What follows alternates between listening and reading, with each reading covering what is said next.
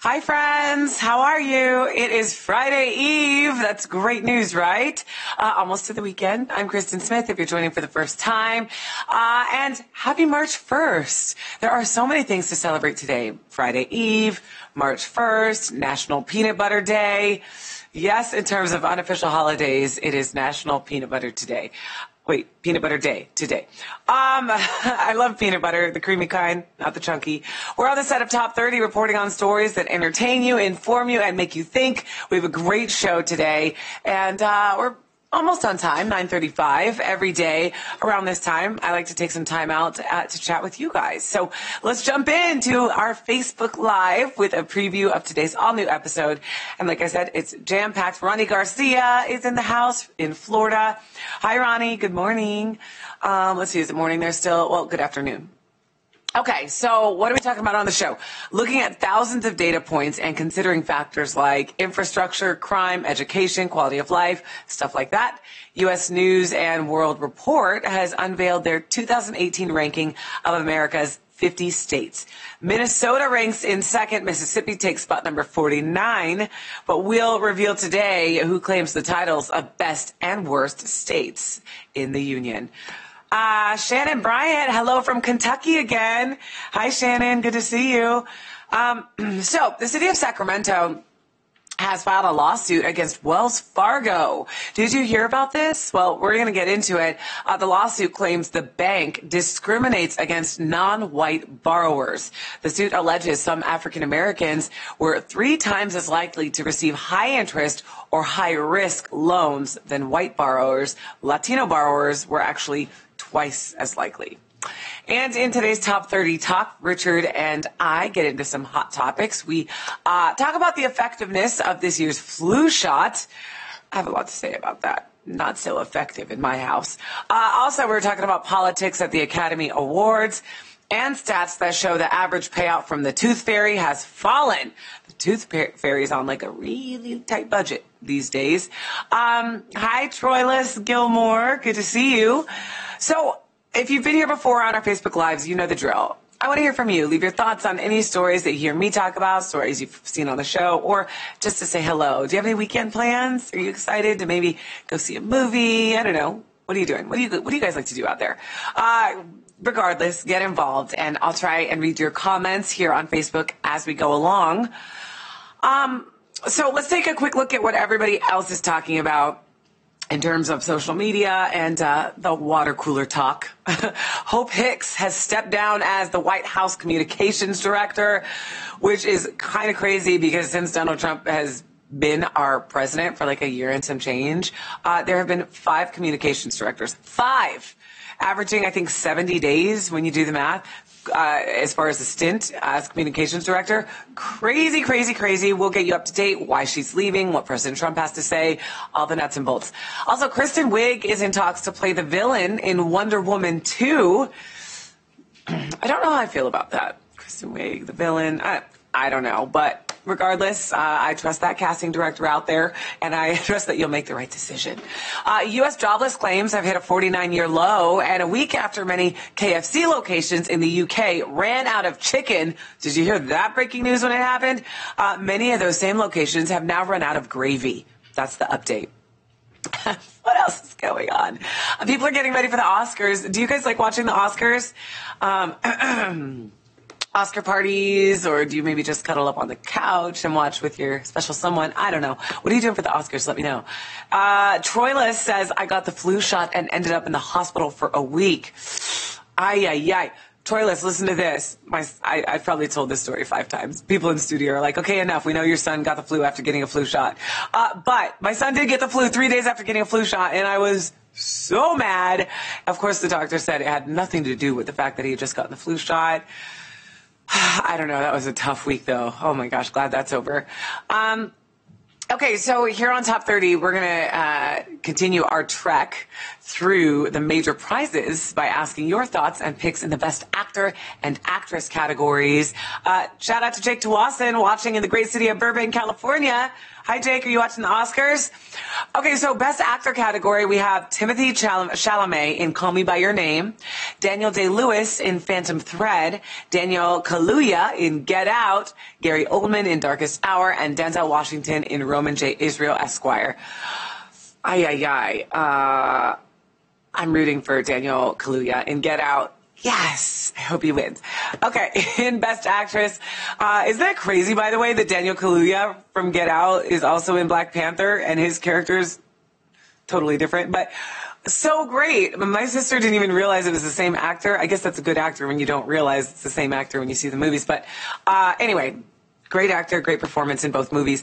In Best Actress, there's Sally Hawkins in The Shape of Water. I've still got to see that.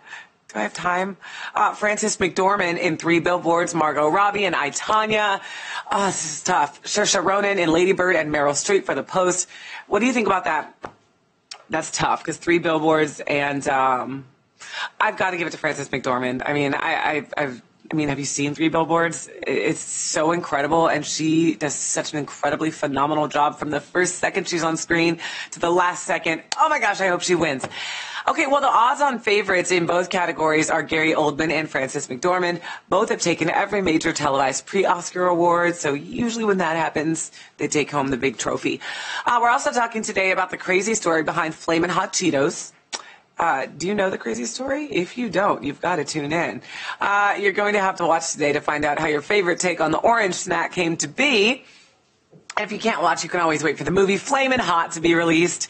There is a movie about Cheetos, you guys. The project about janitor Robert Montañez was just announced by Fox Searchlight. Fox Searchlight. In the meantime, we thought it might be fun to spend some time on this Friday Eve looking at weird stories behind some of your other favorite foods. The snacks that weren't necessarily developed in a lab or by a company, but instead by accident, sheer luck, or for a reason you'd never think possible. Let's start with a few quick ones. In the 1960s, Gatorade was created not for mass consumption, but specifically for the Florida Gators football team to drink to, fight the hot Florida sun. Doritos is one of the most popular chips on the market. You know that. But it was not actually a creation of Frito-Lay's. It can actually trace its history to Disneyland. Did you know that? Back in the late 50s, early 60s, a version of the chip was sold as the Casa de Fritos restaurant in Frontierland. So it was sold at that restaurant, I should say. So what they did is they used small pieces of unused fried tortillas that would have otherwise been thrown out. Sticking on the topic of chips, but isn't that crazy? They just had some tortillas. They didn't want to waste them, so they turned them into Doritos. I had no idea. See, I learn every day too. Nick digs up these random facts and history lessons, and I learn with you. That's the cool thing about these Facebook Lives sometimes. Okay, so about those chips, do you know that the first potato chip was created on accident? It was actually out of frustration. According to BuzzFeed, legend has it, you guys, that a diner at a restaurant in Saratoga Springs was unsatisfied with the thickness of his potatoes. The chef was so mad about the returned meal that he angrily cut them way too thin. He was like, oh yeah, take this. And you know what else? I'm going to put way too much salt on them. Well, the diner liked these thin potatoes with salt on them, and the potato chip was born. Oh my gosh, I love it. Trey, do you know the story of Oreos? Trey, what's the story of Oreos? You tell me. I don't know. Cyrus says 8 minutes late. It happens to the best of us. Busy morning, but I just barely made it to work myself. Well, I'm glad you made it, Cyrus. People are depending on you.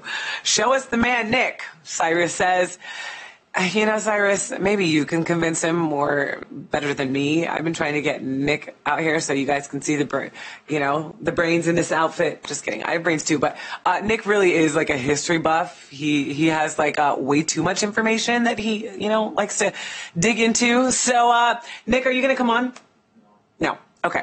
On the beverage front, since cocaine wasn't outlawed in the U.S. until 1914, the myth is true that Coca-Cola sustained the substance until 1903. For an even weirder drink story, though, you should look into the history of Fanta. Fanta, is it Fanta? No, Fanta, don't you wanna Fanta? Anyway, finally, you guys, can a food help suppress sexual desire?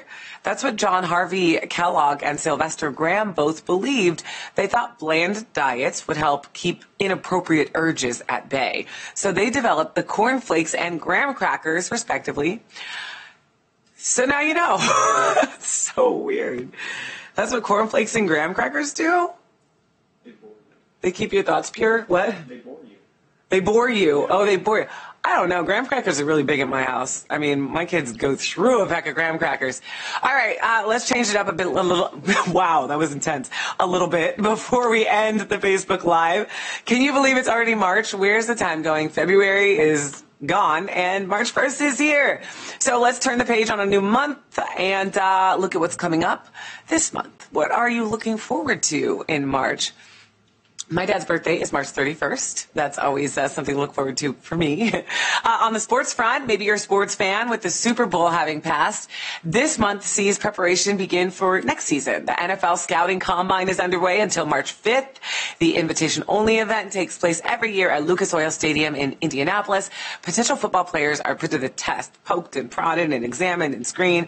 They try to impress the VIPs of the NFL. So, you know, if you watch... There are, Honeybee says, looking great, Kristin. Love the smoky eye look. Amazing. Thanks, Honeybee. You can hear that, Monica? Monica, Honeybee likes your creation here. I gotta give all credit to Monica because, I mean, I wouldn't know what the heck to do with the smoky eye, you know. So, thank you so much. So you guys, Trey's talking about Oreos. Where do they come from? Oreos was a great cookie in another country and was overlooked till remade in America. Well, I mean, let's look at the bright side. At least somebody made them, you know, and we can enjoy them everywhere now. Okay, Jesus says, ha, ha, ha, ha, with a lot of laughing faces. Okay, you guys, so the NFL Combine, is that what I was talking about? Yes, the 40-yard dash, the broad jump, the bench press, the 3-cone drill, a 15-minute interview, the drug screening, that's important, and the 50-question personnel test, among many others. The main sporting event for March, though, is March Madness. Oh, my gosh, you guys, we used to do brackets every year, March Madness, when I was in Phoenix at Fox. I always used to win. Like, I seriously would always win. Like, I kid you not. Even fantasy football, I would win, which is insane because I know nothing about football. I would just go with my gut, women's intuition. So, about March Madness, 68 college basketball teams will soon compete for the NCAA championship. Last year's champs, the North Carolina Tar Heels, are in the hunt for their 7th title, while the Virginia Cavaliers, the current number 1 ranked team, will look for their first title after 2 previous appearances in the Final Four. Of course, with March Madness comes March Madness brackets. Some 70 million brackets will be filled out between Selection Sunday on March 11th and the first game on March 13th. 70 million brackets with an expected $10 billion in bets. And I won $20 last year when I won mine, or maybe 2 years ago, 3 years, whatever. I won $20, so that was my fraction of the $10 billion. And for those hoping to fill out a perfect bracket, the odds of that taking place are 1 in 9.2 quintillion. Quintillion. That's insane.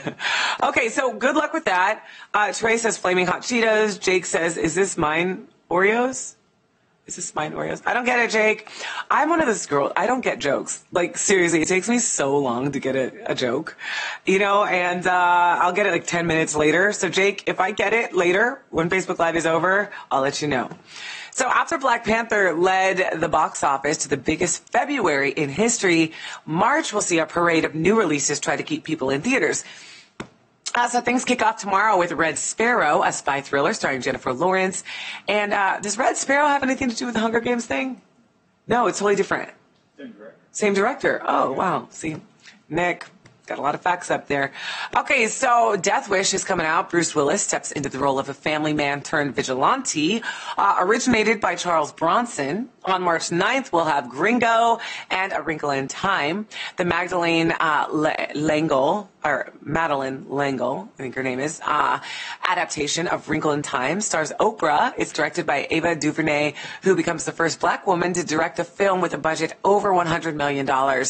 Big budget film, that's awesome. Then there's remakes and sequels to look forward to. We've got Tomb Raider, Pacific Rim 2, Sherlock Gnomes, the follow-up to Romeo and Juliet. The month ends with the release of Steven Spielberg's Ready Player One. That's an adaptation of Ernest Cline's 2011 hit sci-fi novel. Are you excited for any of these, or are you just going to see Black Panther again? Maybe third, fourth, fifth time? I don't know. I'm still waiting to see it for the second time. Trey says, I still owe you a party for the Super Bowl. Glad you're keeping track, Trey. Jake Twasson, another half joke that I don't understand. I don't get it, Jake. Okay, Jake, I have a good idea. Let's start over and say the whole joke and the explainer, because I don't get it yet. He said scroll up and you will get it. Okay, I'm going to do this on my own time. So, also on the entertainment front, you guys, we have the end of award season this weekend. Wait, hold on. We have spring training. Nicholas, aren't you going to see spring training in Phoenix? Spring training is huge, you guys. Oh my gosh, the past 5 years, I would go put my sunscreen on and just like put a blanket on the side of the hill, watch the Cubs, watch different teams. It was so much fun.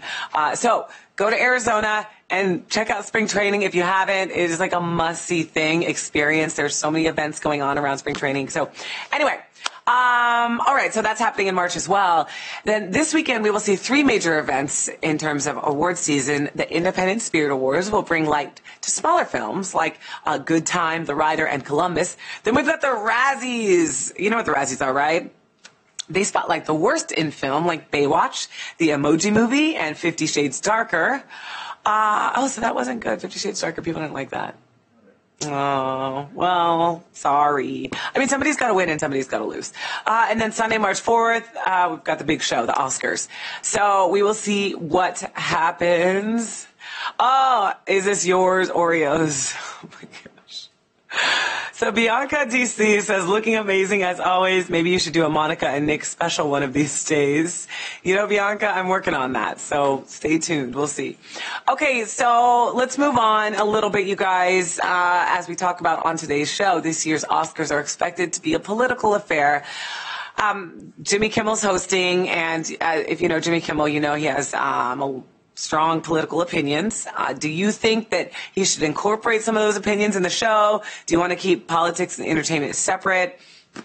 What does March have in store for the political world? If you want to comment on anything, let me know. Are you looking forward to that? With politics these days, you never know what to expect, but the main things that people will be talking about this month are likely to be gun control and DACA. On March 24th, we'll see the March for Our Lives. Following the Parkland shooting, kids and families will march on Washington to, quote, demand that their lives and safety become a priority and that we end gun violence and mass shootings in our schools today. So the march was organized by Never Again MSD, a group founded by survivors of the Stoneman Douglas shooting, namely Cameron Kasky, Emma Gonzalez, and David Hogg. March should have also seen a fight over DACA as it was set to expire March 5th. Last year, President Trump called for an end to the Obama-era program, granting protection from deportation to 700,000 children brought to the U.S. illegally as kids. A court ruling this week throws the decision back to the courts, meaning the March 5th deadline is essentially meaningless as the case is ruled on. In the meantime, all DACA recipients will continue to be protected, but no one new can apply. This will also give Congress more time to find a permanent solution. The White House had proposed a deal where 1.8 million undocumented immigrants would be granted a path to citizenship in exchange for a $25 billion border wall. That plan failed in the Senate with a vote of 39 to 60. Okay, Jake Twasson says, finally, I think Jake thinks that I got the joke, when really I still don't get it. Okay, let's end with some holidays. March 8th is International Women's Day. Yay. On March 11th, we lose an hour of sleep. Those clocks spring forward an hour for daylight savings, except in Arizona. We have the the Ides of March on the 15th, followed by 2 days later, St. Patrick's Day. A little history. The holiday honors the death of St. Patrick, the patron saint of Ireland. St. Patrick was actually born in Britain, but was kidnapped when he was 16 and taken to Ireland. I know, you're like, Kristin, how random are you going to get? Okay, well, what I meant to say is in elementary school, we used to go looking for four-leaf clovers, and I never found one on St. Patrick's Day, and I always wanted to because the winner got a Snickers bar. I didn't win. Okay, quote of the daytime. Okay, let's get to our quote of the day, you guys, and I do appreciate all your comments, so thanks for hanging out with me. So it's Justin Bieber's birthday today. So I was looking for quotes from Justin Bieber because I actually really like Justin Bieber. You know, we still rock out to Baby in the car. It's on my iTunes, and so it naturally just plays all the time when I plug my phone in, and my son, who's 3, loves it, so he knows every word. So I couldn't really find a good quote from Justin, so it was tough because he says some questionable things. But the quote that we ended up settling on was, "Never say never." That's a good one, right? I mean, Justin's not the only one who said that, granted, but Justin did say, quote, "Never say never." So happy birthday, Justin Bieber. Hope you have an incredible day. I follow you on Instagram if you're watching, and I think you're in a really great place in your life right now. I appreciate what you're doing and sharing with the public. So anyway, you guys, thanks for hanging out with me. As always, stay connected with us here on Top 30. Like, follow, and subscribe to Top 30 TV on Facebook, Twitter, Instagram, YouTube, and now Hulu. Anywhere you're social, we're social. And with that, I'll see you later today. We have a great show that we're getting ready for you. So wherever you are, I hope you make time to invite us into your living room or your tablet, phone, whatever. Just catch today's all-new episode, and I will see you there.